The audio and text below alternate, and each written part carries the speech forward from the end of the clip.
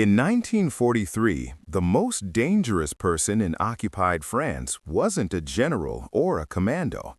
It was a woman in a high-fashion silk dress sipping vintage champagne in a Marseille cafe. To the Nazis, she was a ghost, a whisper, a shadow they called the White Mouse. She had a 5 million franc bounty on her head, and she was currently sitting 3 tables away from the very Gestapo officers hunting her. This is the true story of Nancy Wake, a woman who proved that glamour could be the deadliest camouflage of all. The story begins not in the mud of a trench, but in the neon-lit, jazz-filled streets of 1930s Paris. Nancy Wake was an Australian girl with a rebellious soul and a journalist's eye. She didn't just want to report the news, she wanted to live it. By 1932, she was a high society reporter in Europe, living a life of luxury that most could only dream of. But Nancy's world changed during a routine assignment to Vienna. As she walked through the cobblestone streets, she witnessed a sight that would haunt her forever. A group of Nazi brownshirts had gathered a crowd of Jewish men and women. They were tied to a large wooden wheel, and the soldiers were taking turns whipping them until the snow on the ground turned crimson. The crowd watched in terrified silence. Nancy didn't look away. Her knuckles turned white as she gripped her notepad. In that moment, the socialite died, and a warrior was born. She made a vow. If I ever have the chance to stop this, I will, and I will make them pay. By 1939, Henri Fiocca, a wealthy and handsome French industrialist, they lived in a magnificent villa overlooking the sea in Marseille. Their life was a whirlwind of parties, caviar, and expensive wine. But the clouds of war were gathering. On September 1, 1939, Germany invaded Poland. When France fell in 1940, the Nazis swarmed into Paris like a plague of locusts. Most of Nancy's socialite friends fled to England or the United States. Henri begged her to stay safe in their villa. "I can't just sit here and drink champagne while they burn the world, Henri," Nancy said, her voice like cold steel. She joined the French resistance almost immediately. At first, her role was simple. She was a courier. Because she was beautiful, wealthy, and spoke perfect French, the German soldiers at checkpoints never suspected her. She would flirt with the officers, batting her eyelashes and laughing at their jokes, while her luxury handbag was stuffed with forged identity papers, secret maps, and microfilms of troop movements. She bought an ambulance and used it to smuggle Jewish refugees and downed Allied pilots across the border into Spain. She was fearless. Once, when a German guard asked what she was carrying in the back of her truck, she looked him dead in the eye and said, "It's full of weapons to kill Nazis. Want to see?" The guard laughed, thinking she was joking, and waved her through. She wasn't joking.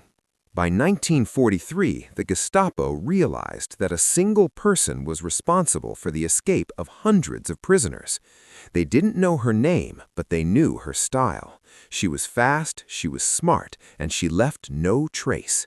They gave her a code name in their files, Die Weiße Maus, the White Mouse.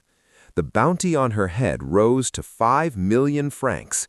The Gestapo began tapping phones and intercepting mail. One evening, Nancy returned home to find Henri looking pale. "They know, Nancy," he whispered. "The Gestapo is coming for you." Nancy had to make the most agonizing decision of her life. To stay meant death for both of them. To leave meant leaving the man she loved in the hands of the enemy. "I'll go to England," she promised. "I'll come back with an army, Henri, I promise." She didn't know then that it would be the last time she would ever see him. As she climbed over the frozen peaks of the Pyrenees Mountains to escape into Spain, being shot at by German patrols and sleeping in the snow, she wasn't thinking about her lost luxury. She was thinking about revenge. When she finally reached London, she didn't ask for a desk job. She walked into the headquarters of the Special Operations Executive, SOE, and said, "Train me. I want to go back, and this time I want to carry more than just papers." Imagine a woman who can kill a man with a single strike to the neck, speak 5 languages, and outdrink a room full of soldiers, all while wearing a designer coat. After escaping the Gestapo's clutches, Nancy Wake didn't seek safety. She went to London to become the Nazis' worst nightmare. In the secret training camps of the SOE, she learned the art of silent killing, explosives, and sabotage. The white mouse was about to grow teeth. When Nancy Wake arrived in London in 1943, she was exhausted, thin from the mountain trek, and grieving for the life she left behind. But the British Special Operations Executive, an organization Winston Churchill created to set Europe ablaze, saw something in her that went beyond grief. They saw a weapon. The SOE training camps, hidden in the misty hills of Scotland and the secluded estates of the English countryside, were known as the Schools of Mayhem. Here, Nancy was no longer a socialite, she was a cadet. The transformation. Her instructors were the toughest men in the British military, rugged commandos and experts in ungentlemanly combat. They expected the women to struggle. Nancy, however, shocked them all. During hand-to-hand combat training, she was introduced to the silent kill. She learned how to approach a sentry from behind, how to use a garrote wire and the precise spot on the human neck to strike to cause instant death. She practiced until her hands were calloused and bruised. One instructor later remarked, "She is the most feminine woman I know until the fighting starts. Then she is like 5 men." In the demolition range, Nancy discovered a love for plastic explosives. She learned how to calculate the exact amount of PETN needed to buckle a steel railway track or bring down a concrete bridge. She memorized the schematics of German Tiger tanks, learning exactly where to place a sticky bomb to ignite the fuel lines. But the most difficult part was the stress test. The SOE would drag cadets out of bed at 3 a.m., throw them into a dark room, and interrogate them for hours under blinding lights. They would shout at her in German, try to trick her into revealing her real name, and threaten her with fake executions. Nancy never broke. She would look her interrogators in the eye and spit on the floor. The return of the ghost. By April 1944, the Allied High Command was preparing for D-Day. They needed the French resistance, the Maquis, to be organized, armed, and ready to create chaos behind German lines. They needed a leader who could handle the ego of the French guerrillas and the brutality of the SS. Nancy was ready. On the night of April 29, 1944, a converted Halifax bomber took off from an airstrip in Bedfordshire. Nancy sat in the back, checking her parachute straps. In her pockets, she carried 1,000,000 francs, a cyanide pill in case of capture, and a lipstick. "Why the lipstick, Nancy?" one of the male agents asked, trying to hide his nerves. "Because," she replied with a smirk, "when they find my body in a ditch, I want to look my best." The green light flashed. Nancy dived into the black void over the Auvergne region of France. The fruit of the trees. She landed in a thick forest, her parachute snagging on a massive oak tree.